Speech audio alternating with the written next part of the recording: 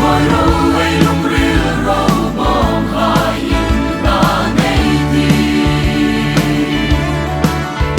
đôi bị tinreng hai lại hiền an bình in thăng suốt xin an sông nung ta cả Pathien Ropui Raw Seh Pathien Ropuia an lam hung mak san nin đôi bi shrim hai la Renthlei nga hung gia lim Ropui taka varin am ping loyang in thang su si satun shring lai chang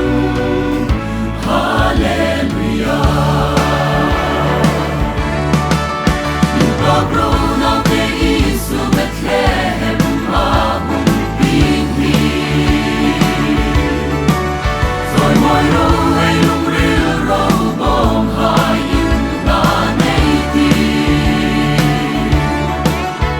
đôi bị tinreng hai lại hiền an bình in thăng suốt xin an sông nung ta cả Pathien Ropui Raw Seh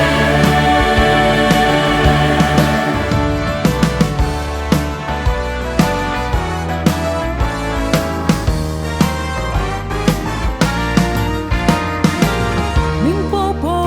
lại bình ropui ta ram ruột tumak Pathien Ropui Satu barem na la ropui ta kel su